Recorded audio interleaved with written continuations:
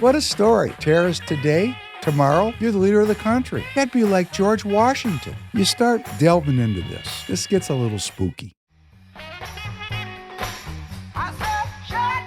Welcome back and Happy New Year to the Professor Penn podcast, episode number 170, coming to you on January 2nd, Thursday night. Glad to be back with you. Hope you had a very nice New Year's. It's kind of funny. The New Year started out with, guess what? A very intense act of terrorism. I know that you're all tuned into that. That was down in New Orleans. If you've never been to New Orleans, I will say I have been there. And with my one trip, I decided I wasn't going to go back. So I was not amongst the revelers who were assaulted. And it was an awful assault with all the usual vagaries. The FBI came out straight up at the beginning and said it's not terrorism. That's great. Yeah, maybe they didn't know yet. Who knows? I mean, there's such a rush to judgment, but, generally speaking, when a vehicle goes down a crowded street and kills lots of people, that's terrorism. Really doesn't matter who's driving the vehicle, although in this case, it seems to have turned out to be uh, Islamic fundamental terrorism. I mean, that's what it seems to be. We don't know for sure. Of course, then you got the arguments in the press. President Trump came out and said it was an immigrant, which was immediately jumped upon by the left because this guy is actually born in the United States, raised in the United States, ex-U.S. military. You get into identity. What's an American? And then I like watching this Representative Tim Burchett. He said the guy was an American, but he never really became American. And he hates us. And, there is a certain amount of that lack of social solidarity. I mean, we've had this immigration strategy goes back into the 70s. Well, I mean, if you want to get serious about it, it goes back into the 1700s. I mean, we've been having successive waves of immigration. We've talked a lot about immigration on the podcast. Uh, my family came from the Ukraine, the 30s. They were refugees. Now they got into the country legally. The country was open for that kind of immigration at the time. Uh, and I remember my grandmother told me to assimilate. The people that came here, they were different. They were Eastern European. They were farmers. They spoke a different language. They had different customs, different rituals. Some of the people in my family maintained those rituals, those customs, but most of us assimilated, which was on full display. Interestingly, this New Year's, it was an unusual New Year's for me. I got a call um, just before the holiday started. I have a first cousin. Uh, I grew up with him, and he's a little bit younger than me. And he died. He died. It was just a strange deal because he was young, in his early 50s. Uh, it's the biggest funeral I've ever been at. This guy was quite the social butterfly. He has a lot of friends and a lot of associates, and they filled that synagogue.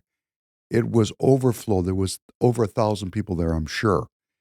And it was a reformed, what they call reformed Judaism, a reformed funeral. And that's different than my background. There's three branches in Judaism, three predominant, if you're doing a taxonomy. And of course, these are always artificially constructed uh, organizational charts. There's the Orthodox, And there's many different kinds of Orthodox, but as a main group, the Orthodox, those are the ones that have maintained, quote unquote, the old ways, the old tradition. There's the conservative that maintains some of the old tradition, but hey, let's not make it too stringent on you. And then there's the reformed, which is what this synagogue was, and this group of people were practicing what's called Reformed Judaism. Reformed, reformed for reformed, reformed from what? I guess reformed, reformed.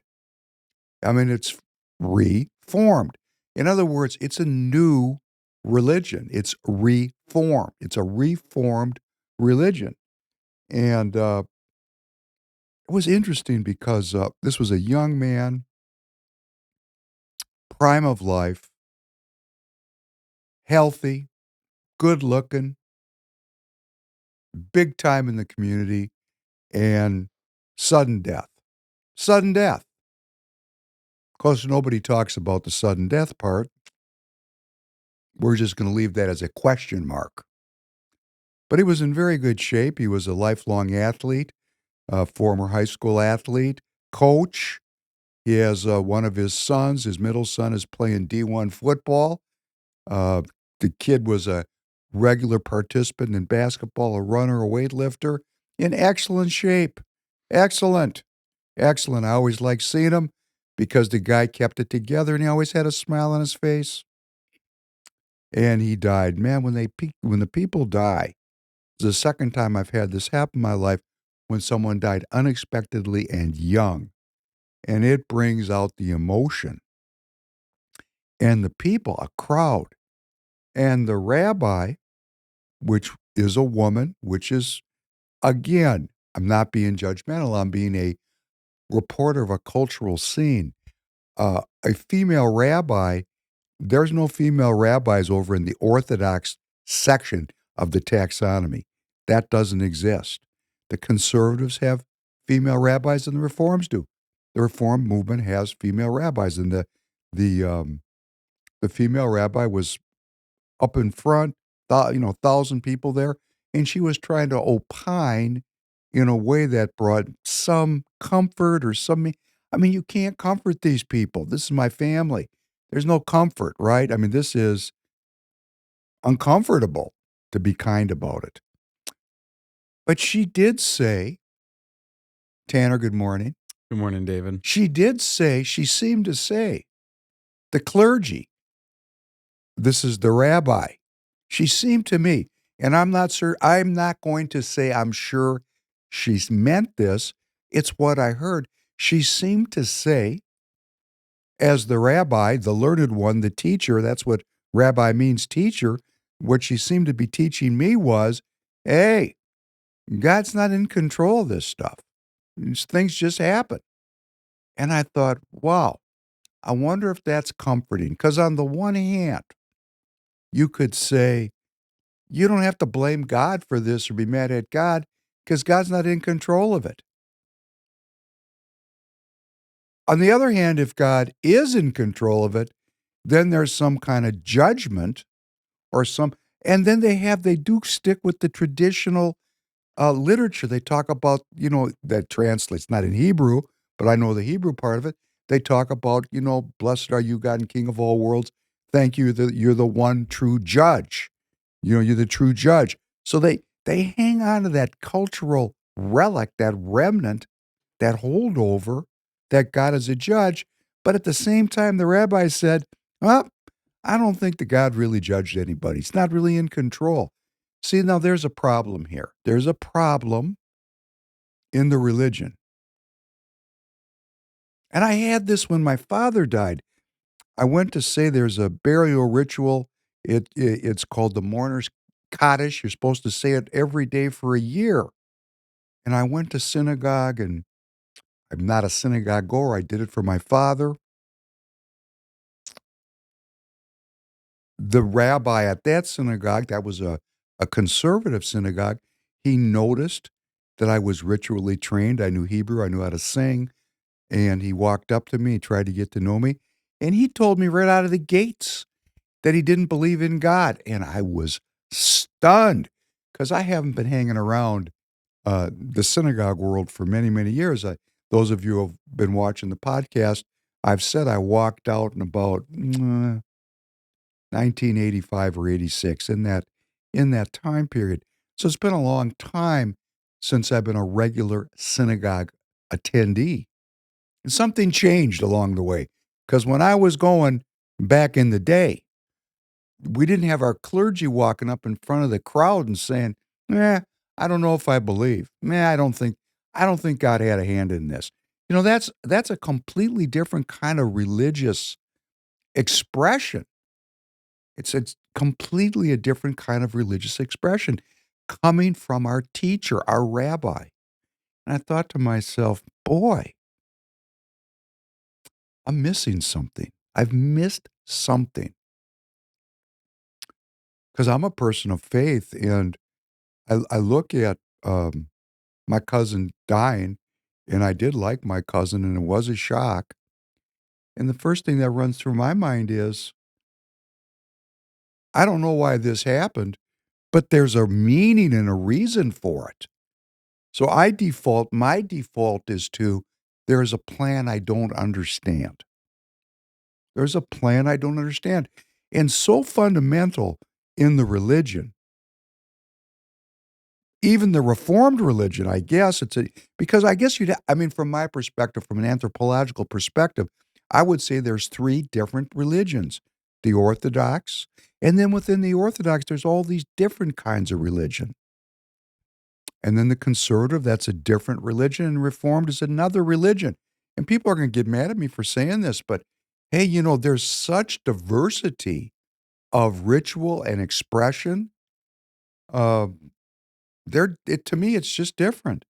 But what's really different is the teachers, the leaders, the rabbis are saying there's no God. And this to me is a stun. Now, yes, if you were there and you're watching me because you're at the deal and you're hearing me and you disagree, okay. Because I know you can hear this a lot of different ways. I'm talking about what I heard. I'm not being didactic about this. What I heard was the leadership of the community seemed to me to be indicating there's no God or that God is not in control. Uh, at the very same time, this period of time is a very difficult time for me. I talked recently about having a night of intense despair, and I'm laboring to make my own personal life, my own personal walk sufficient that I can speak on matters of faith with some credibility. And I'm not there yet, but I'm working on it. It's important to me. I'm getting closer. And why do I want to speak on matters of faith? Because our clergy does not believe. And they're educated in the faith. They're educated. Their role, in my opinion, is to lead the people towards faith. But something's changed, and I don't understand it. And I'm going to say I object to it because the lack of faith, if the leader has a lack of faith, if the leadership, the one that's out in front, can't stand before the people and have fear of the Lord and fear of just just fear of blaspheming, just fear of saying, I don't think God really is in control. That is a rejection of the fundamentals that are over on the Orthodox side.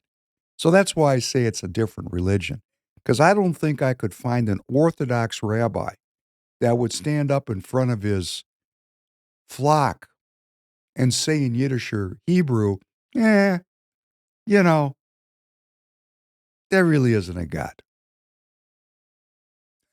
Actually, in the tradition, so you know, there's something called the morning prayers. And I'm only delving into this in such great depth because I personally And I know you're watching me, and I hope you haven't turned off because I'm talking about Judaism. And I know there's a lot of anti Semitism and criticism of Judaism. We talk about it a lot. But to me, having prayed and spent a lot of time in the New Testament, I really don't, a secret, I don't really see two religions. I see Orthodox Judaism, conservative Judaism, Reform Judaism, Catholic Judaism, Protestant Judaism, Evangelical Judaism. And when I say Judaism, that's like a flag. It's really monotheism. It's the belief in the one true God. It's distinct from certain characteristics. One characteristic being there's one. And number two, our children are not inventory. Our children are holy, and they are brought to us by some process that we don't understand, but that has some divinity in it, that we don't use our children for sacrifice, which, quite clearly, American society, our civil society, our country does use children for sacrifice in all kinds of different ways. And when I say sacrifice, I mean life and sex. And we have our children being sacrificed. So that's not monotheistic. The fundamental piece of monotheism, in my perspective, the building block, the cornerstone, was the story of Abraham taking his son, the son of his old age, and taking him to the mountain to sacrifice him to God. And then God sent an angel and said, "No, no, you don't. We're not going to be doing this." And that is a fundamental reversal of everything that came before, where children were actually property. They were not seen as, gifts of the divine with the divine spark within them. And that changed everything. That started to be the path towards love your neighbor as you wish to be loved. So I struggle. I know it's okay that people go. I'm not judgmental that people go, that they have a community. And there was 1,000 people there, and it was impressive. This synagogue was impressive. The solidarity, the community, the love, the willingness to extend to help this family in suffering, those were all very ultra impressive. But wrapped within that was a rabbi who couldn't really square that circle. That woman could not provide any theological comfort for the sufferer. Her comfort was existentialism. They're suffering, and uh, we don't know why they're suffering, and there's no meaning to the suffering, and there's no meaning that there's no meaning. It just is what it is. That is the post World War II Democrat liberal order in a synagogue. And why do I say that? Because that's the European intellectual tradition. Existentialism, Marxism, um, the British business model, the New World Order. These are European ideas that have been transplanted here in the United States. And we look at where we're at, and where are we at? Where we're at is people that were out, revelers that were out enjoying the new year, were run over in an act of jihad by a Islamic terrorist. Now, it could be proved that this was not what it is, that he could have just been a schizophrenic. And I'm going to say this a lot in future podcasts, because I'm going to speculate more and more about what I see happening. But there's a range of what could be happening, like in this mass murder. It could have been a mentally ill person who happened to have an Arabic name, who happened to be from an immigrant family, who happened to be from the Middle East, who happened to have it seems an ISIS flag on that truck, all that could be happenstance. He could have just been mentally ill. It could have here's another one. He could have been mentally ill and an Islamic fundamentalist. Or someone could say to be an Islamic fundamentalist is mentally ill. I mean, all these things are in the mix. But what happened was people were tragically slain. So, on this New Year's, I was at an event where a family member died unexpectedly, suddenly, and seemingly without reason. Geez, I wonder why. I really do wonder why. The rabbi couldn't give us an explanation. She said, I really don't think God's in charge of everything. Well, that's an interesting comment in and of itself. Because if you believe in God and then you believe God's not in charge of everything, then God is choosing not to be in charge of everything, which means he's in charge of everything. The whole thing, when you think about it, gets a little murky when you start, as a religious leader, and I hope she watches this. I don't expect that she will, but I'm just going to tell you, Rabbi, that's not an uplifting deal to be there as a sufferer, as a mourner, as a first cousin, and then have you, when we're all suffering, say, shit happens. Because that's my first cousin. There is meaning to his life, which we celebrated, but there's meaning in his death. There's meaning there. And we have to find that meaning. We, the family, have to find that meaning and use his passing in some way that makes it. And he lived a good life. He was a good man. He was eulogized, glowingly described. I, was, I said to myself, who is this dude? I mean, I grew up with him. Man, people love this guy. He's fantastic. 1,000 people were there. It was unbelievable. But there's a meaning to that death. And I tried to make the most out of it. And when we go into these situations that are so painful,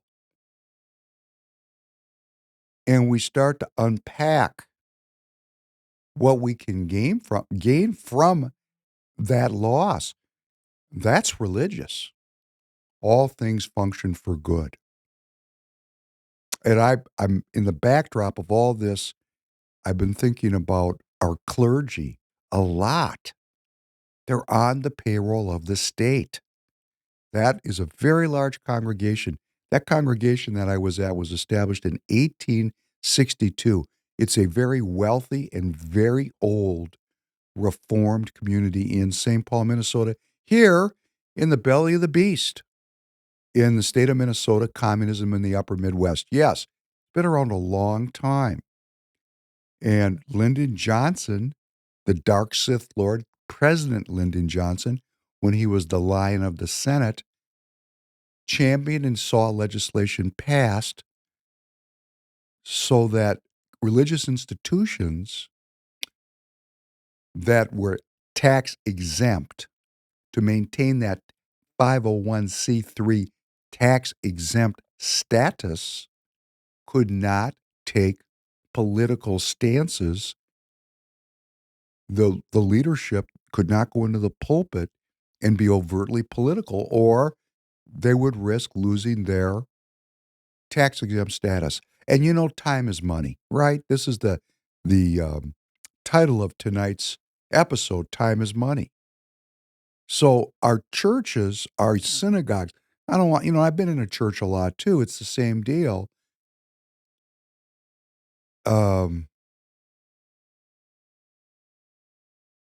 These are businesses.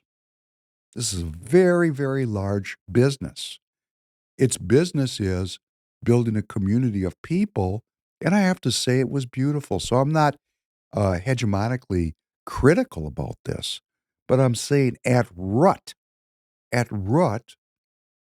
it's a business. Its first concern is maintaining its 501c3 status.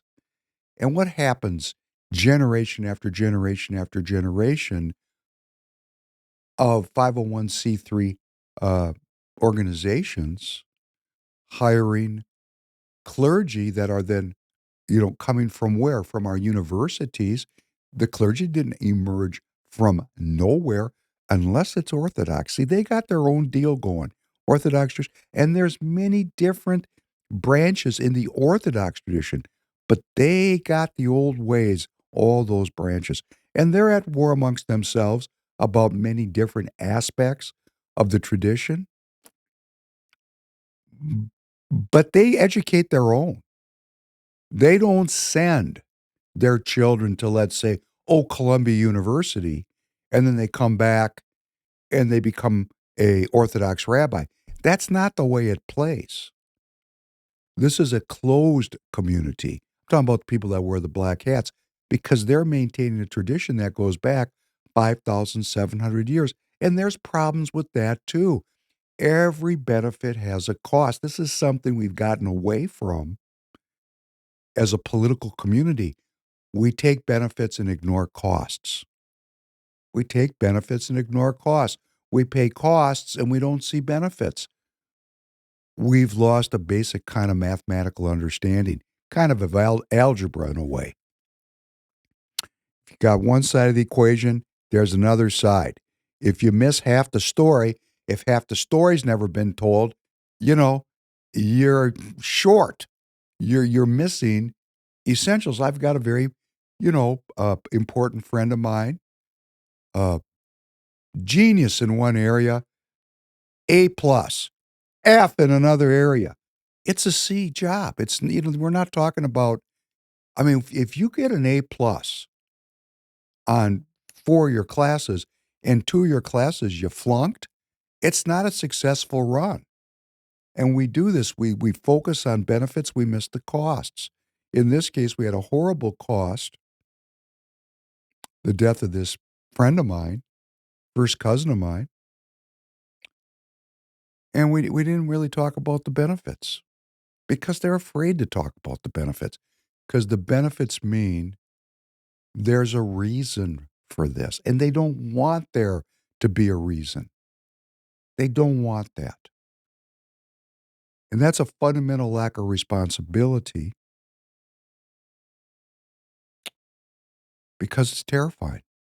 I mean, and then at the end, of course, and this is the default, everybody dies. So, hey, I'm waxing, I'm getting into the weeds on this because it really did piss me off because it was an example of a community leader who lacked faith or perhaps having faith expressed a lack of faith because she thought that's what the customers needed to hear.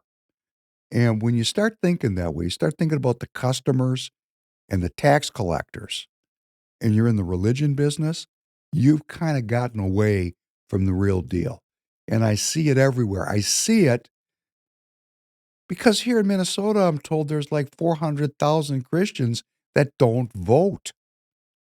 And I know that they're in this community where I was, this reformed Jewish community in St. Paul, Minnesota, the belly of the beast, it's overwhelmingly leftist. It's Democrat. We're going to talk about that some more in just a minute.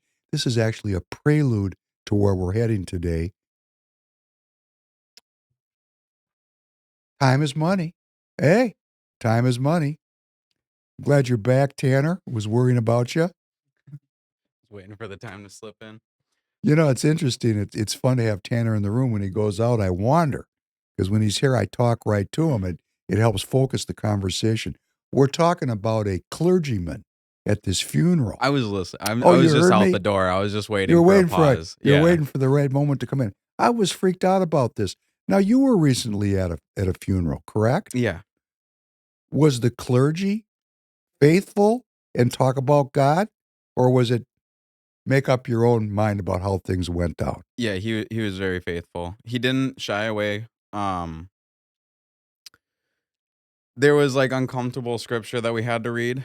I won't go into too much detail, but because of the nature of it, he didn't hold back. And then he kind of broke some hearts because we wanted my brother to play his violin for my grandpa, because my brother's done that before for family members. But he was like, "No, you can't have any outside media inside the church." So he's kind of an old timer. Yeah. Yeah, he was a younger guy too, but he was very strict. He didn't allow I made a slideshow for my grandpa, he wouldn't allow that played in the church. He wouldn't allow my brother to play his violin. Only certain things could happen in the church. So I was quite impressed, but also I was like, "Dang, this is pretty strict." Because I come from Lutheran. That's where I grew up was Lutheran church. Yeah. So, you go to Catholic and you get down on your knees and do some Hail Marys. It's like, "Oh, man, they're gonna ask me to do a backflip next." I had an experience like this. It was hilarious. Maybe I talked about it on a podcast. My stepson is Catholic. I spent a lot of time going to Catholic church. In fact, I tried to convert. I wanted to. I couldn't get the job done. Tried. And he's Catholic, and I took him to a Lutheran church for Christmas service. Mhm. He got pissed. I never saw that. I mean, I know this exists, but I saw it with my own two eyes. The schism between the Catholics and the Lutherans was right in my family. And I thought to myself, wow, because that's what I'm really talking about, the schism between these religions. And, this is part of what we would call product differentiation. I want you to think about what I'm saying. I'm not being particularly kind now. I'm saying these religions, while there can be very faithful people that provide great leadership and stewardship of the people, like a rabbi, a teacher, and these people are selling products. Mhm. That's what we're selling. And I'm thinking, now as I'm thinking about this, I'm going, well, how am I going to do this? Because, everybody's got to stay in business. Well, that's one of the tensions about time is money. Time is money. How are we going to do this? How do we restore republicanism and self-governance, which is really a spiritual state of being, a political action philosophy? And how has it been undermined, of course, is time is money. And I bet you didn't know that the time is money. You've heard of time is money. Oh, yeah. It actually comes from Benjamin Franklin. Really? Yeah. I did You not can go know look that. that up Hmm. and you can read it to us. Yeah, Benjamin Franklin. Now, of course, Benjamin Franklin didn't make up the idea, but he spoke words about it and it became associated with one of the framers of our Constitution. Just on a sidebar as we transition into the news that matters, because boy, the news matters. Puerto Rico. Puerto Rico, where one of my best friends is domiciled, had a massive blackout early Tuesday, leaving over 1.2 million customers without power just hours before New Year's Eve celebrations. There was no storm, there was no hurricane, there was no terrorism. The grid just went down for almost 48 hours. One has to ask themselves, how does that happen? Now, of course, there are people that blame it on Puerto Rico, but, nah, this is an energy company. I just have a bad attitude about things like this. I wonder why that happened. Grid's back up today. Well, energy is a big deal. See, now the energy went down in Puerto Rico. Puerto Rico, I suppose this time of the year is the high is 80 degrees. When the energy turns off in Puerto Rico, it could be a positive. Every cost has a benefit. You could not be able to use your cell phone and really focus on other things. But in the Ukraine from whence my family emerged, a little different. When the power goes off in the wintertime, because the Ukraine is much like Minnesota, it's cold. And Ukraine is facing a long period of rolling blackouts this winter after the Russians launched a Christmas attack on the country's energy infrastructure. Ukraine reports at least 70 ballistic missiles and hundreds of drones were involved in an onslaught that left at least 50% of Ukrainians without power. Energy Research Center Director Alexander Karchenko says electricity consumption restrictions in Ukraine may remain in effect for another 2 to 3 years if the war ends immediately. In the meantime, I want you to think about this. It's cold. There's no heat. The Russians have gone to work on the Ukrainians. Previously there was some, how should we say, some limits, some rules. War has rules, can have rules. It doesn't have to be total Krieg, total war, but this is heading towards total war because, of course, President Biden authorized the use of ATACMS missiles hundreds of miles inside of Russia. So, escalation. The Russians have blown up Ukraine's energy infrastructure. It's cold there. It's going to lead to a lot of uncomfortableness for the population. Like, for example, we were graveside. We're burying my cousin. It's outside, outside. You know, Fortunately, this is a cost benefit thing. This was a reformed service gravesite. Last 20 minutes. If it was Orthodox, would have been about 3 hours. It was cold. I was dressed appropriately. I had a warm jacket on, a scarf, a hat. It was cold. And I thought to myself, wow, I was thinking about those Ukrainians while I was out there. Were you out on New Year's Day? Yeah, it It was was pretty cold. really chilly. It was the wind, right? Yeah. I mean, if you're a Ukrainian right now and you're outside, when you go home, it's as cold inside the house as it is outside. No wind. Now we start to understand the importance of structures because, hey, if it's cold, cold without wind is better than cold with wind, isn't it? Mm. Right? Yeah. But these people are screwed up, very screwed up. And the Russians are continuing to advance. They have a strategic advantage. They are now advancing southwest of the key city of Pokrovsk. Putin's forces, are surrounding another, what they call a linchpin town, Velika Novosilka. This area is considered the gateway to the Dnipropetrovsk Oblast. Oblast is like a state. The Dnipropetrovsk Oblast region, it's going to fall, and that will give the Russians easier access to central Ukraine. Now we're not talking about the eastern Ukraine. That's conquered. Why the Russians entered was to protect, this was their story, to protect the Russian-speaking population of what's called the Donbass region. That's now almost completely under Russian control. What we don't know, are the Russians going to continue to move westward and take the whole country? Or will they cut a deal with President Trump along the current line of conflict? We don't know. But here's what President Biden is doing. And let's see, it's the 2nd today. It's Thursday the 2nd. We have 18 days before the inaugural ceremony that will swear Donald Trump in as the 47th President of the United States of America. And what is the Biden administration doing? They're flooding the Ukraine with weapons and money. Nearly $6 billion of additional aid announced since I saw you last. The aid includes a $3.4 billion direct budget support in a form of assistance. Listen to this. This is you and me. It's a form of assistance meant to pay for Ukrainian government services, government salaries, government pensions, and other types of spending.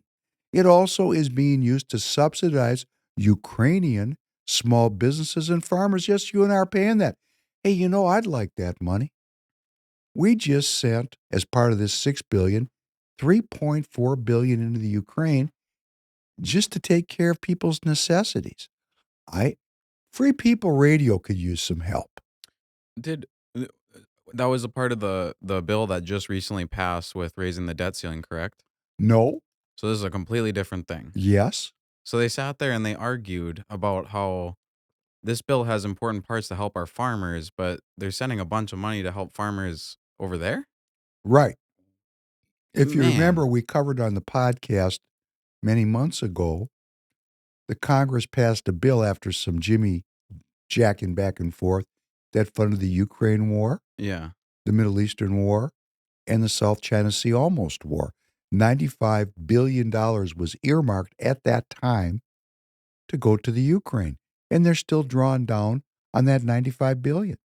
And that's nothing to do with that 1,500-page bill that was just in That the didn't whole pass. hoorah. That bill didn't pass. The bill that did pass did have relief for United States farmers. We always like to throw some money at the farmers. Yeah, that's what I was trying to understand. I was like, "They didn't sell it to us like they're helping our farmers and then go send it over to No, Ukraine no, no, no, no, farmers." no, no. We seem to have enough money to help every farmer. It's just great, isn't it?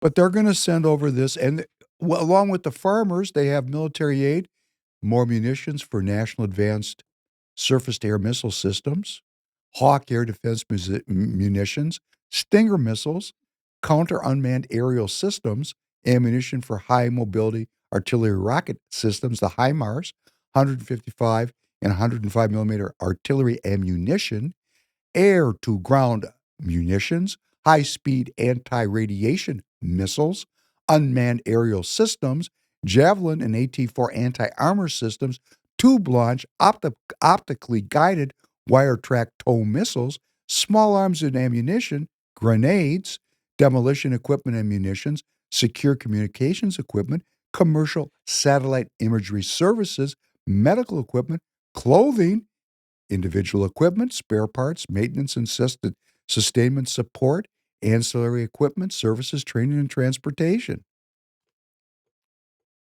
Biden also asked Congress for an additional $24 billion to send to Ukraine, but the request has been rejected by House Speaker Mike Johnson, who said any decision on further aid to Ukraine would be up to incoming President Donald J. Trump.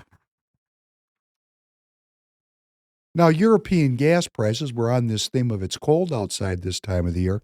It was very cold at that graveside. Let me tell you a cool thing about this ritual. There was graveside, I would say, 400 people. Everybody had the chance to help bury the dead, because burying the dead is another one of those things that monotheistic people do. It's an act of service and selflessness because there's no hope for any return. You know, if you think about why people do good deeds, most of the time, I'm doing you a solid because I want a solid back. But if you're dead and I risk my life to bury you, there is no hope of return. You can't pay me back. You're dead. So one of the most selfless acts that we do as people who believe in one God, monotheistic people, wherever you are on that scale from Orthodox Jew to evangelical, I mean, because to me, everybody's in that monotheistic camp, standing on that 5,700-year tradition that goes back to Abraham. We bury the dead. We bury the dead. And it's cold when you bury the dead. The cold will make you dead. And there was an agreement in Europe in the middle of all this war that there was gas pipelines from Russia through the Ukraine to different countries like Slovakia. And there was an agreement that had been in place allowing Russian natural gas to flow through these pipelines across Ukrainian territory to bring that gas to a number of different European countries, all in the EU, most of them in NATO, like the Czech Republic, for example, Austria.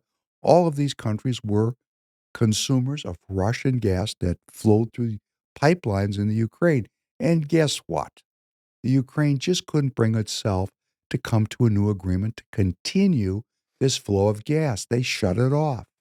So European gas prices are now soaring, which means it's going to be more expensive to live there and more expensive to manufacture there.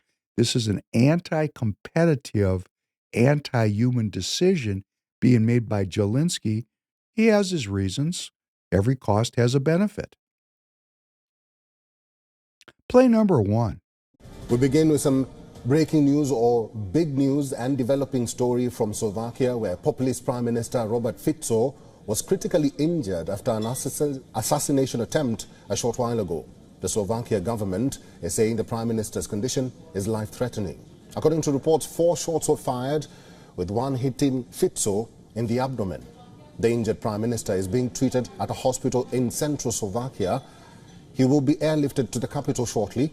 An eyewitness heard several shots fired after a government meeting in Handlova, northeast of the capital, Bratislava. That's good.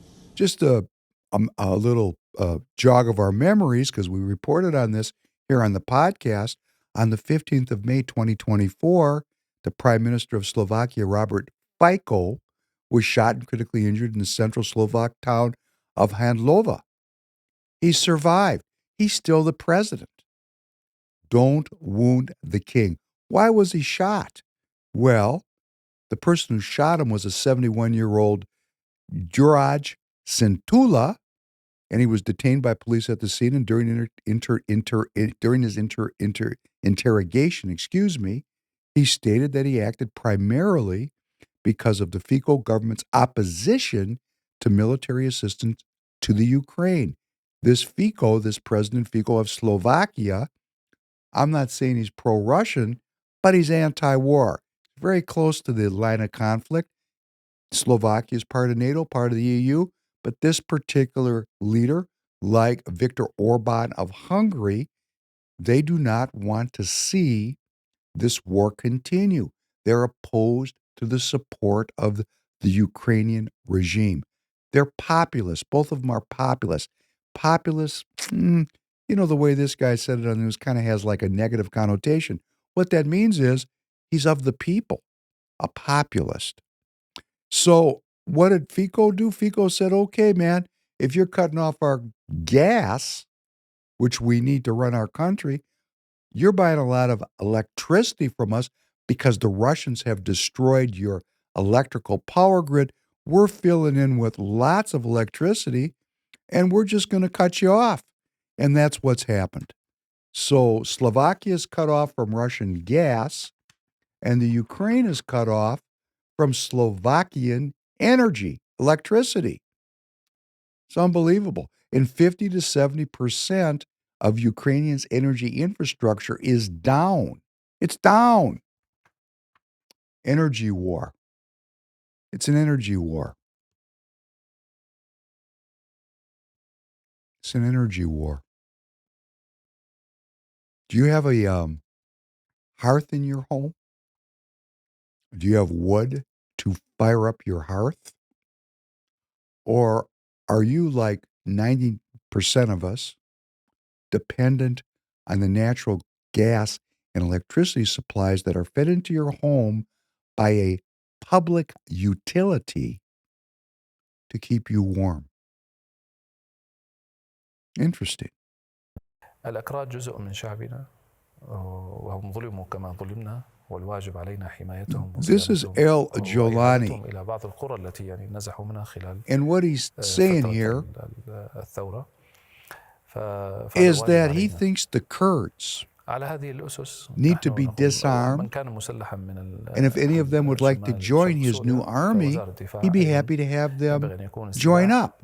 But what he's saying is that the new HTS regime in Syria, put in place there by the globalists, are getting ready to disarm the Kurds. The fighting between Turkey and Syria is escalating. You know, does he look like a terrorist or a leader to you? He looks like a leader to me. Doesn't he look? He's got some leadership, doesn't he? He's pretty clean cut. Pretty clean cut.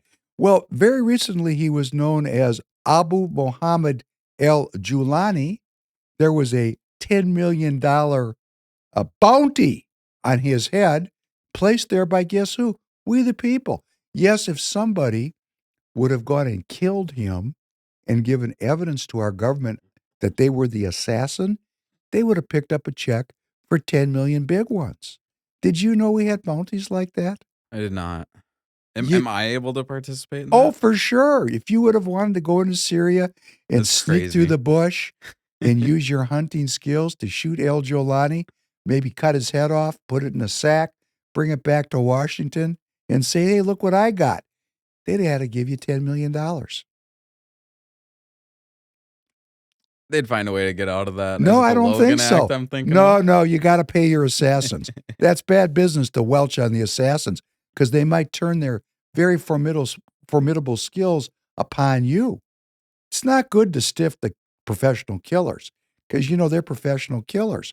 So you'd have collected for sure. Oh, no, you hit them with the Logan Act and you lock them up. Why were you No, no, overseas, mister? no, you don't do that. No, we don't do that. We pay. We pay our professional assassins. We must, because the people that killed Kennedy, we never caught them. They must have got paid.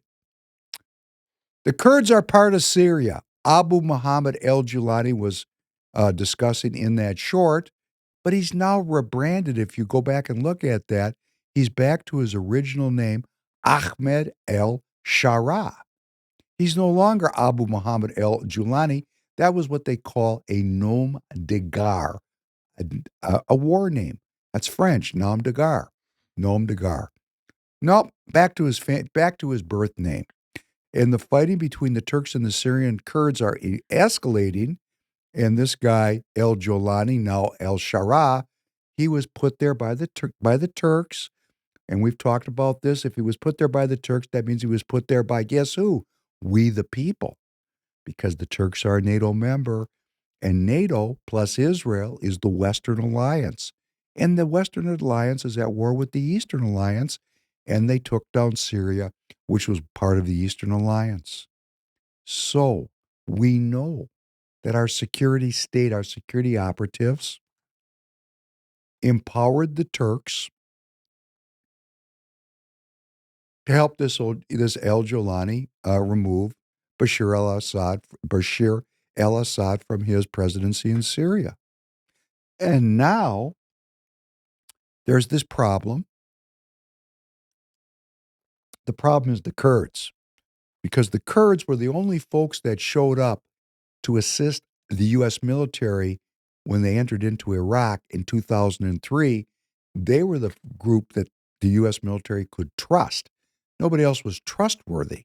The Kurds showed up and they formed a relationship with the U.S. military. It's a very inconvenient relationship because it puts Turkey at odds with NATO because the Kurds are the mortal enemies of the Turks. Because Kurdistan is a country that never was. It's one of the little British gifts to the world. Let's get everybody fighting with everybody else so that we can rule over these countries without a lot of resources involved. So Kurdistan, which would comprise parts of Turkey, parts of Syria, and parts of Iran, never became a country. And the Kurds have set up shop in northern Syria under the auspices of the U.S. military, where they've got their own, it's like a country. And now this group, HTS, is saying, no, you're going to have to put your guns down. They probably will not be trusting these people. And that $10 million bounty on Jolani has been scrapped because he was always on our payroll. He's our guy. He's our guy. Yes, we sent people to meet with him. U.S. Assistant Secretary of State for Near Eastern Affairs, Barbara Leaf, led a delegation along with Daniel Rubinstein, and they stayed in Damascus, and they met with Hayat Tahrir el-Sham, HTS leader, Abu Muhammad al-Jolani in Damascus. Quote, the meeting took place and was positive, and positive results will emerge from it. And the U.S. has scrapped its $10 million reward. He's our guy. It's a rags to riches story. Maybe one day it'll be a movie. What a story. Terrorist today, tomorrow, you're the leader of the country. That'd be like George Washington. George Washington was a terrorist from the perspective of the English. George Washington was a terrorist. There was a bounty for his head. If they would have captured him, they would have hung him. And he ended up being the first president of the United States of America. It's the George Washington story. Isn't that interesting? Under number 2, there's a map of North Africa. Could you put that up so our community could take a look at this? Look at that map. Can you make that full screen? That's as big as in the video. It'll be bigger. Cool. Okay. So General Wesley Clark. Then we're going to get into the spooky part of tonight's broadcast. General Wesley Clark, the former commander of NATO forces, who we saw in several previous podcasts, talked about how in 2003, the word had come down from the top that 7 countries were going to be attacked, that there was going to be regime change in 7 countries. And that was Iraq and Iran and Syria and Lebanon and Sudan and Somalia and Libya. And we're going to talk a little bit about Sudan, which you can see on the map. And what makes Sudan so important? Well, there's really 2 primary issues. They got some real baller gold mines in the Sudan. I don't know if you knew that, but you know gold comes from somewhere. It's mined. There are gold mines in the Sudan. The gold holdings there, to be TBD. We don't know how much gold's there, but there's a lot of gold coming out of there. And also, if you take a look, the Sudanese east coast is the Red Sea. And the Red Sea leads to where? If you look up at the very top of the Red Sea, that waterway, that would be the Suez Canal. And what the British would never like to see is any groups interrupting the flow of cargo that enters at the Gulf of Aden by Yemen. The Houthis. The Houthis.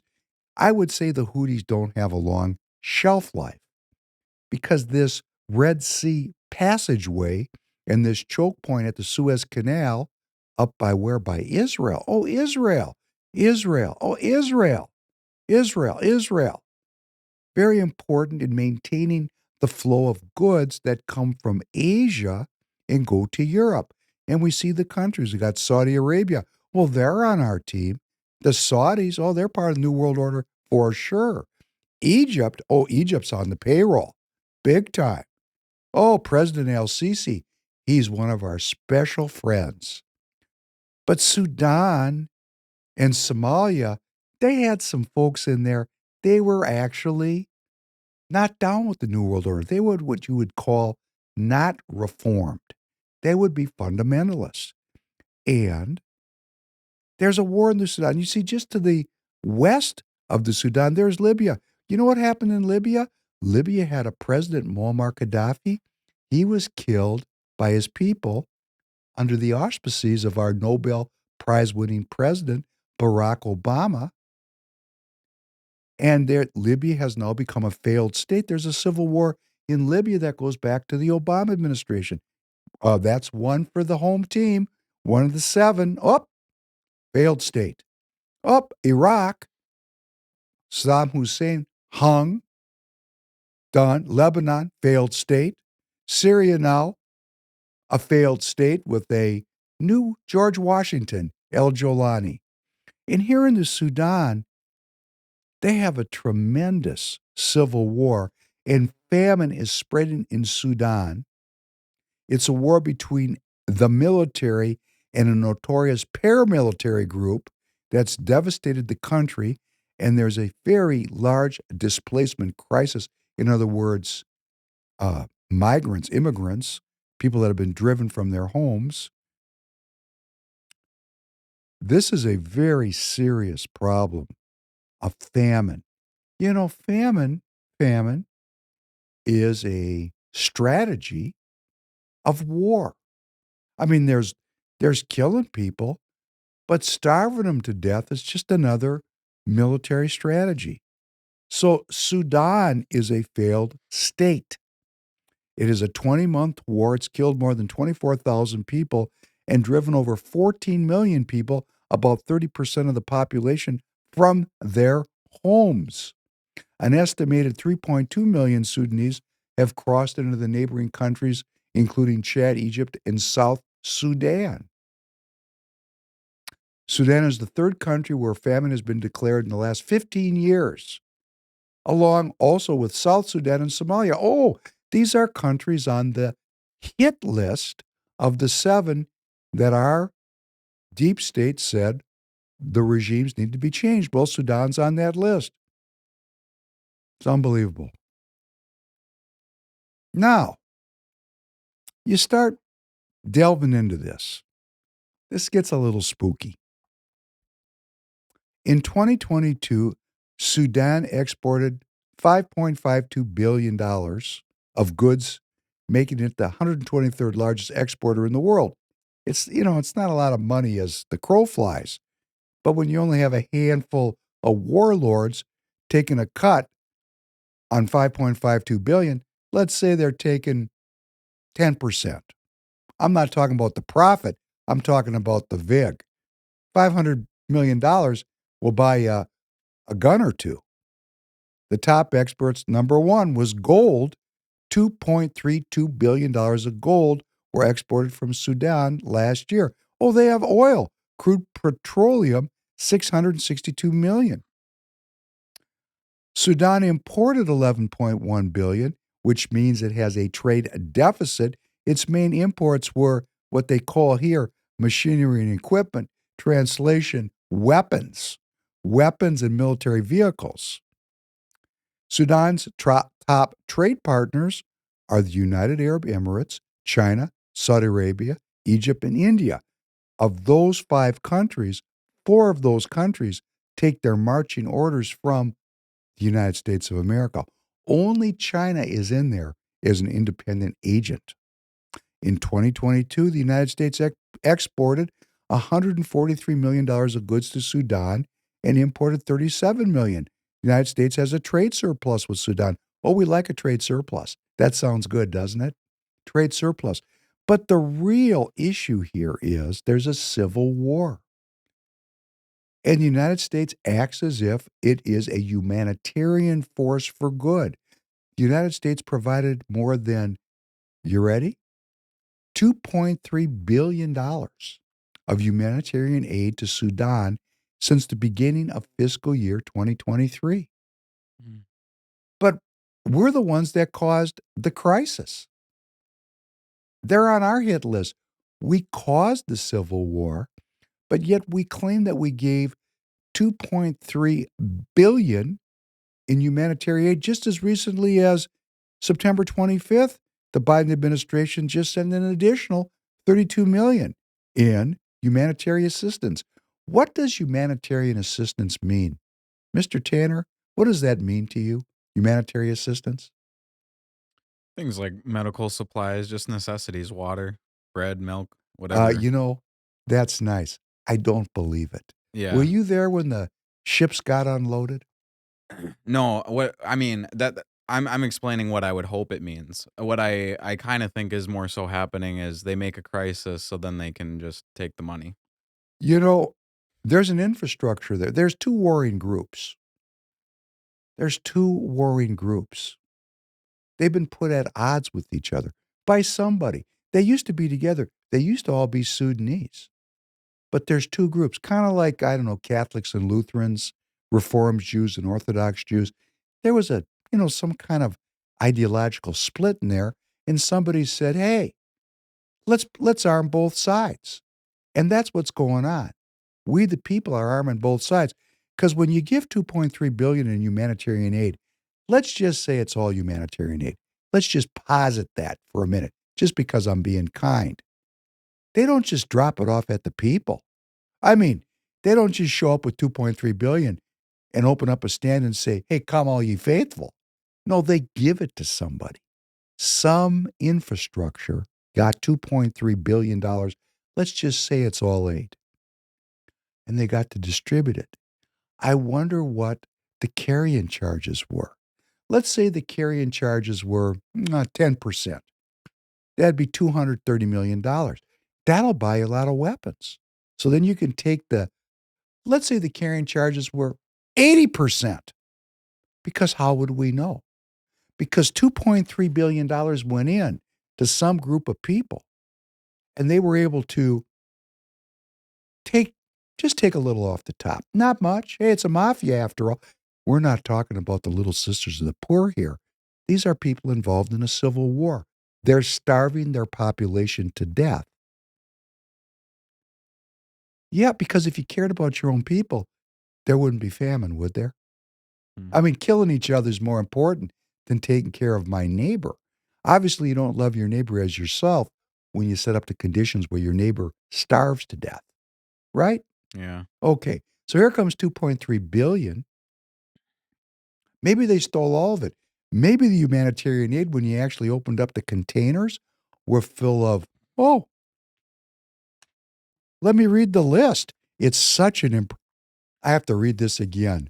I'm going to practice this. I might have to memorize this because, there's so much money in this kind of stuff. Oh, my goodness gracious. I'm almost there. Hold on. Oh, I'm getting close. Maybe in those containers, it was munitions for National Advanced Surface to Air Missile Systems, Hawk air defense munitions, Stinger missiles, counter unmanned aerial systems, ammunition for high mobility artillery rocket systems, 155 and 105 millimeter artillery ammunition, air to ground munitions, high speed anti radiation missiles, unmanned aerial systems, Javelin and AT-4 anti armor systems, tube launched, optically guided, wire tracked missiles, small arms and ammunitions, grenades, demolition equipment and munitions, secure communications equipment, commercial satellite imagery systems, medical equipment, clothing, individual equipment, spare parts, maintenance, sustainment support, ancillary equipment, services, training, and transportation. How do I know what was in those containers? And certainly that group, one of these two groups, we're not even going to get into the two groups because what difference does it make what they believe? There's a famine there. The Sudan was on the list of the countries. Our government decided it was going to have a regime change. It's on the Red Sea. We don't want any fundamentalists that don't agree with us, that aren't part of the dollar system, on the Red Sea because they could screw up the cash. And it gets so spooky because there is a woman who is a congresswoman, a representative, Sarah Jacobs, Democrat of California. She's a graduate of Columbia University, where my daughter goes to school. She earned a bachelor's degree in political science there in 2011 and a master's degree in international relations there in 2012. After earning her master's degree, Jacobs worked for the United Nations and UNICEF. UNICEF. UNICEF has kind of a positive connotation, but she worked for them. And in February 24th, she began working as a contractor in the United States State Department under the Obama administration, which continued the deep state policies that led to the regime change in all these countries. She then served as a policy advisor to Hillary Clinton's 2016 presidential campaign. Hillary Clinton, the architect of the Syria Civil War, the Libya Civil War, the Sudan Civil War. Yeah, that's what she did. She hung around with these people, the people that caused these civil wars. And after the election, Jacobs formed a nonprofit in San Diego called San Diego for Every Child, the Coalition to End Child Poverty. How liberal of her. So she worked for the people that caused this famine, yet she started her own nonprofit, San Diego for Every Child, the Coalition to End Child Poverty. How liberal of her. And she was so baller about this, she got elected to Congress. She's a congressperson. She won. She won. And there's three really interesting facts about her. And when I say this, I'm going to go over a range of possibilities. It's a range, okay? Because I'm making stuff up. I'm saying this is spooky stuff. She's the granddaughter of a billionaire. His name is Irwin Jacobs.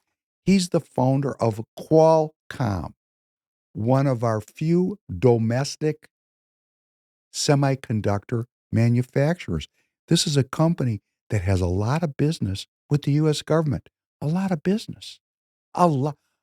Qualcomm is a major defense contractor, a supplier of semiconductors to all kinds of businesses that are involved with the U.S. government. And she is a congressperson. In other words, she's the granddaughter of a dude who started Qualcomm. He's 91. You think she's in the family trust? Well, she went to Columbia, after all. She got elected to Congress, after all. And now she's written a letter that was published in The Hill, very important, Washington, kind of a policy newspaper. And she talks about this terrible war, this forgotten civil war in Sudan, where children have become the collateral damage. And she says one of the fastest ways to end the civil war in Sudan is to hold outside actors accountable for the involvement in the war. Credible reports. This is what she wrote in The Hill. I'm quoting now. Credible reports, including by the United Nations panel of experts, the United Nations, after all, and Yale University, Yale, where they have the Skull and Bones Society, have found evidence of the United Arab Emirates, the UAE, supplying one of the two warring groups called the RSF a very heavy rotation of cargo planes carrying weapons, ammunition, and other equipment. A clear violation of the UN arms embargo in Sudan. Without, she's writing now, this is Representative Jacobs, without the UAE's support, the RSF, which is one of these two warring groups, wouldn't be able to act with such impunity and cause so much bloodshed in the Sudan. A new Amnesty International report adds to the growing evidence of the UAE's support for the RSF. This is why I have introduced the, quote, Stand Up for Sudan Act to prohibit U.S. arms sales to the UAE until the Biden administration can certify that the UAE is no longer providing material support to the RSF. Now, I don't have any 8x10 glossies. I'm just putting a spooky story together. There's two warring groups, right? I'm not even going to go into the philosophies and the ideologies of these two groups because it's irrelevant. What's relevant is the Sudan was on the list of countries that General Wesley Clark reported to us that our deep state had committed to bringing about a regime change. And here we are today, and there's a famine there. And famine is a strategic strategy in war. And the one group, shall we say, the establishment group, such as it is getting $3 billion of aid from we the people. Excuse me again. It's choking me up because this is how things work. And when we understand how things work or how they could work, we understand that if we don't go deep into this thing and sort our country out, we're going to continue to be a horrible place to live because we're funding for billions of dollars the establishment group. But the UAE, according to this Representative Sarah Jacobs, whose grandfather owns Qualcomm, she's probably in the trust, a beneficiary of the Qualcomm stock, and Qualcomm is a huge U.S. military defense contractor, which she makes votes that determine Qualcomm's economic future, which then benefit her. I don't know if that's true. It's possible. She may have completely divested herself. She might be living a life of poverty, just like El Jolani may have become a Republican. I mean, there's all these possibilities. I'm just laying out a story. I'm not saying this is a definitive fact. I'm saying it's spooky that our government is giving $3 billion a year of humanitarian assistance to a government that's causing a famine, and then that government that caused the famine is now responsible for, distributing this relief, which, of course, it doesn't all reach the people. A lot of it reaches the military. Then the rebel group, the RSF, is getting funded by the UAE, the United Arab Emirates. And who are the United Arab Emirates? Who are the United Arab Emirates?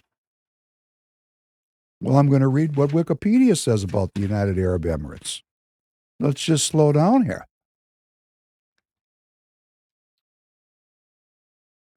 This is from Wikipedia. The United Arab Emirates has quite a close and friendly relationship with the United States, being described as the United States' best counterterrorism ally in the Gulf by Richard A. Clark, the U.S. National Security Advisor and counterterrorism expert.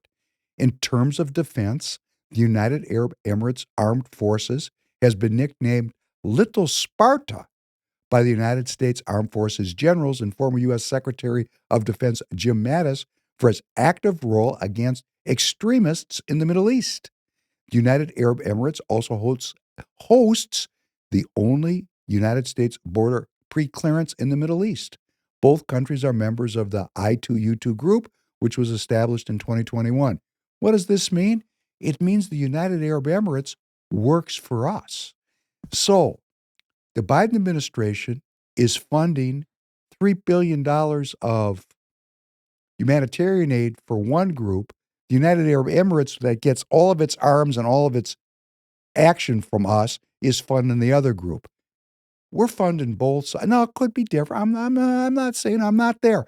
I'm saying it looks to me like we, the people, are funding both sides of a civil war that's creating a famine where millions of people are going to die. That's who we are. That's what we're doing. Maybe. Not sure. But that's sure what it looks like for me.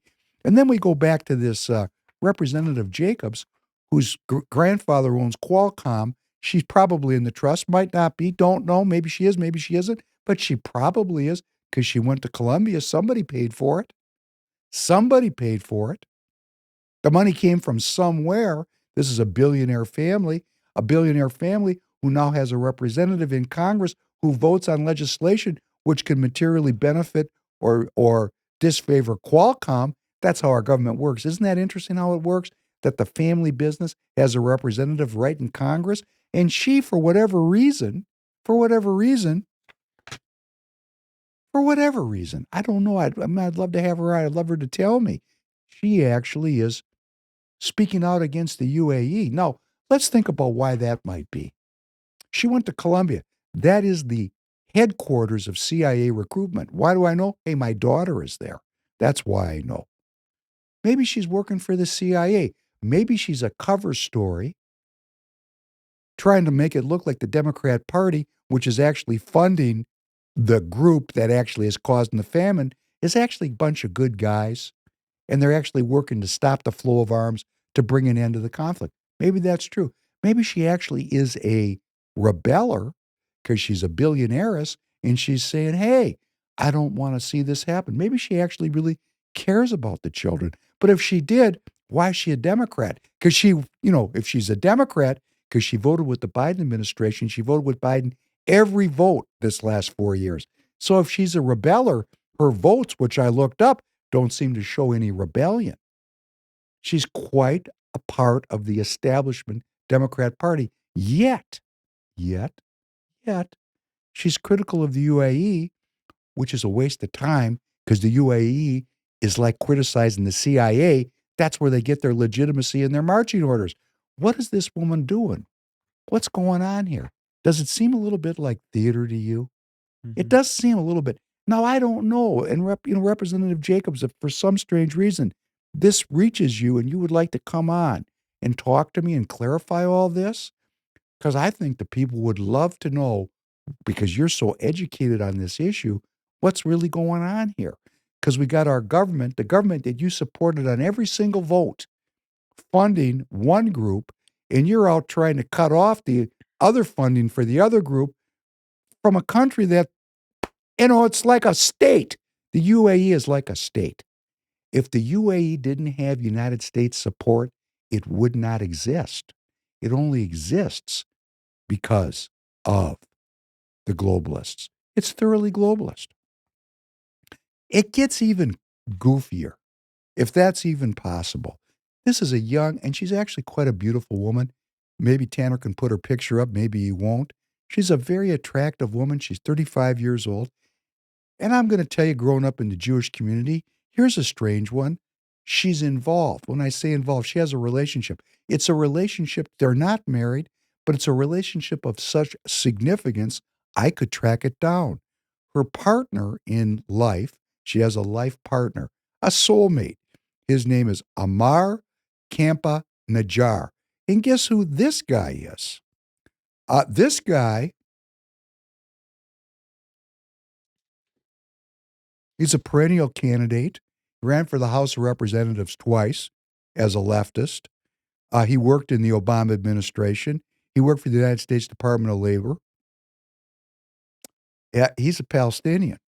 So we have a Jewish woman uh, living with a Palestinian man. That in and of itself is noteworthy, very noteworthy. Kampa Najjar, this Palestinian, was born in La Mesa, California. His father, Yasser Najjar, is a Palestinian. His mother, Abigail Kampa, was a Mexican-American. In 1997, when Najjar was 8 years old, he and his family moved to where? The Gaza Strip, right on that line of conflict from the Ukraine down to the Philadelphia corridor. He lived there with his dad. He attended a Catholic school in the Gaza Strip. I didn't know there was Catholic schools there. That must be interesting. That's a matter for some research. After living in the Gaza for 4 years, he, his mother, and his brother moved back to San Diego County. Growing up after 9/11 America, Amar felt, is his quote, he was not Arab enough for Gaza, not Latino enough for the barrio, or American enough for his own country. In fact, he lost 2 congressional races to a dude named Duncan Hunter. He's part of a line of representatives out in California. And they accused him of having terrorist ties because guess what? His grandfather, this dude's grandfather that's living with this Jewish woman, his grandfather was a founder of the Palestinian Liberation Organization. He was a founding member. In fact, he was so important that he was assassinated by the Mossad, the Israeli Secret Service. And when they assassinated him, the guy that killed him was a dude named Ehud Barak, who became the prime minister of Israel. Does this all sound rather spooky to you? It's just like really small world. It's How very, are they all connected? well, what could be the tie? What could be the tie? Now, it's possible that this young Jewish woman, beautiful Jewish woman, comes from a very wealthy, very leftist, liberal California Jewish family. They're like those Reformed Jews that I just buried my cousin with. Now, those Jews, some of them are not too down with Israel. Some of them are Zionists, but a lot of them, hey, very pro-Palestinian. Because, after all, I think it's like a Romeo and Juliet situation. It could be. I hope it's a Romeo and It Juliet could be. situation that she has her family ties and she has her point of view, but because of her spouse or her lifelong partner, she has that point of view now. So she's kind It of could be. in a position It where it's could like, be. oh, I don't know how to really go about this. I'm telling you, it could be. Yeah, it could I be. hope it's that. I tried to date a Palestinian woman in 1981. You know what happened? The Palestinians in the community visited me. As I've said, I did a lot of ethnographic work in the Palestinian community. I thought I'd sleep with a Palestinian girl. Then you're really going to learn about Palestinians, right? But before that could happen, her name was Haifa Katab. I remember her name. The boys from the community visited me, and they said, we see what you're doing. We like you, but if you do this, we're going to kill you. I said, okay, I got it, that boundary. Haifa, get out of the apartment. We're going to not do this. I survived. They knocked on the door. I was being watched. These kind of things are interesting, isn't it? This is very interesting. It's possible it's a Romeo and Juliet story. It's possible it's a security state setup, that she was set up in Colombia as a CIA operative, that she's fulfilling some kind of theater role for the Democrat Party, that he who cut his teeth in the Obama administration is a deep state actor, and they're up to something we don't understand.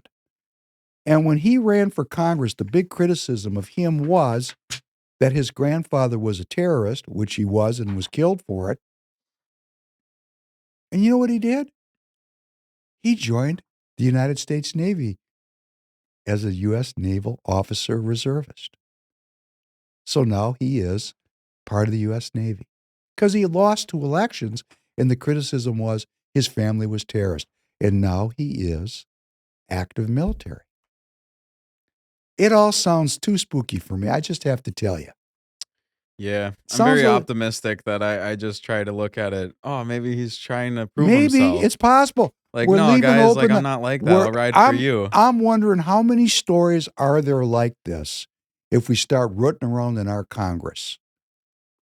How many kids or how many billionaires are in kids of billionaires or billionaires are in our Congress who have businesses that do business with our government, and their votes actually affect the success or failure of those businesses they own or benefit from. That's one issue. How many graduates of Columbia who are, kind of spooky state operatives are in our Congress that are not really representing we the people? And I'm not saying she is or she isn't, I don't know, but I can certainly see the outlines. This is a very strange story. How many strange stories are there?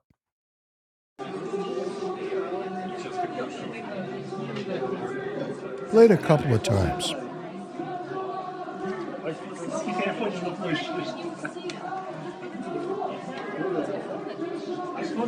That's John McCain filming the Maidan Revolution in the Ukraine in 2014 out of his hotel window, making his own personal record of it. John McCain in the Ukraine. He's dead. Look how spooky he is. Look at him. He's right there supervising the revolution that his efforts brought into reality. How spooky is that? This is 2014. Look at that revolution. John McCain's right there. What was he up to? He was a senator at the time, just like this Representative Jacobs is in our Congress now. Look at the actions of our elected representatives. Boy, what has that got to do with my life? Look, he's so proud. Let's listen to number 5. You spent several days, several drafts of resignation letters. That's right. I was very struck by the one that was published, in which you said to the president, "It is my deeply held belief that you are ruining the international order, causing significant damage to our country overseas that was fought so hard by the greatest generation in 1945. That generation has fought against fascism, has fought against Nazism, has fought against extremism. It's now obvious to me that you don't understand that world order." You don't think Donald Trump understood what World War II was fought over?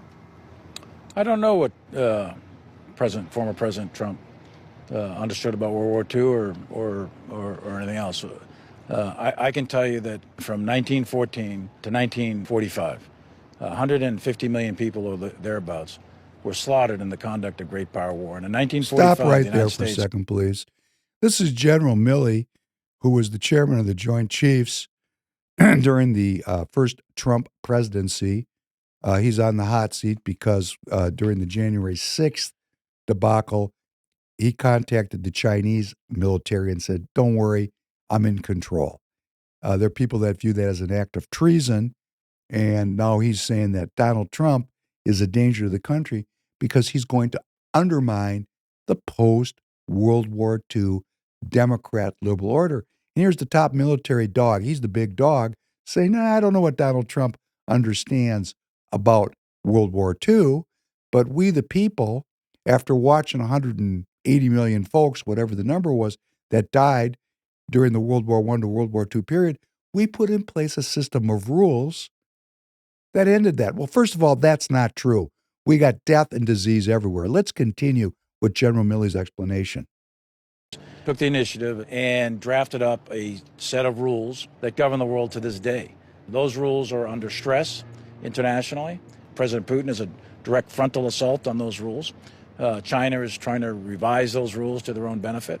But that's one thing to say that China is threatening that world order and Russia is threatening that world order. To say that the commander-in-chief, Donald Trump, was ruining the international order and causing significant damage, What did you see that caused you to write that? I would say It's got to that be more than walking into Lafayette Square in uniform. there was a wide variety of initiatives that were ongoing. One of them, of course, was withdrawing troops out of NATO. Those were initiatives that placed at risk, I think, America's role in the world. Now, that is the opposite of what my parents and 18 million others wore the uniform for World War II to defeat. It's getting late. We've already gone an hour and a half, so it's one of those nights where I could go 4 hours because this is a fundamental theme of the podcast is a critique of the post-World War II Democrat liberal order. And here's General Milley giving a full-throated endorsement of that order and telling a lie that it brought an end to genocide because we're just talking about the Sudan where that very order, our security state, is funding both sides of a football that's leading to a famine, which is going to starve millions of people to death. So please, General Milley, don't tell me about the rules because the rules are for me and not for thee. That is the way these folks roll. They want us to believe that there's some kind of humanistic rule set that's for the benefit of the people, for the well-being of the people. But in reality, it's a giant money-making scheme. Time is money. Time is money. And I'm just going to make a bold statement, and we're going to come back to it, and people are going to go, what did he just say? The post-World War II Democrat liberal order is about time and money. Republicanism is about eternity. I'm going to say this again because we're working on the ideological framework upon which we want to base our country. And let's remember that our country is founded with an idea that a creator, a universal and eternal God, the one true great God, a creator, granted us rights, that our rights come from God, an eternal God. God. I mean, that's what the concept is. And if you don't believe in God, you can still be a Republican, you can still be an American, but that's because our country allows a diversity of beliefs. Our founders were so sure that the benefits of faith and the people that had faith would always maintain the faith, keep the flame alive. So we have this eternal philosophical idea of republicanism, eternity, that has met its match in the post-World War II Democrat liberal order where time is money. Time. It's time which you can meter out and sell for money, and eternity, which cannot be bought or sold. That's really the ideological battle that's going on in the world today. Eternity, which cannot be bought and sold, and time, which can be metered and marketed. Let's think about that and understand that time's not going to go away, but it certainly doesn't have to eliminate the eternal. It could be a process within the eternal. This is something we have to work on ideologically. But I'm going to end with this, and I'm going to be saying it a lot. Time is money means America will be great again. Eternity means America will be humble again. The politics I want to share with you, with this community, is let's make America humble again. Humble. And on that note, having left out most of tonight's script, I want to wish you a happy new year. Hope you have a great weekend. Hope you have wellness and well-being in the new year. And I look forward to seeing you next week, God willing. Have a good night, everybody.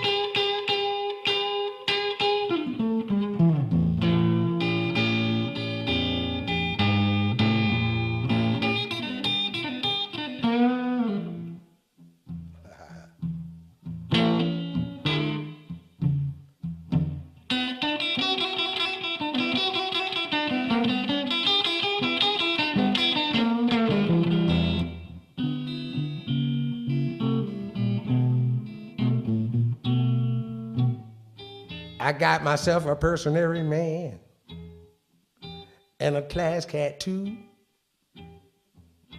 I begin to worry till I don't know what to do. I'm gonna build myself a cave and I'm gonna move underground.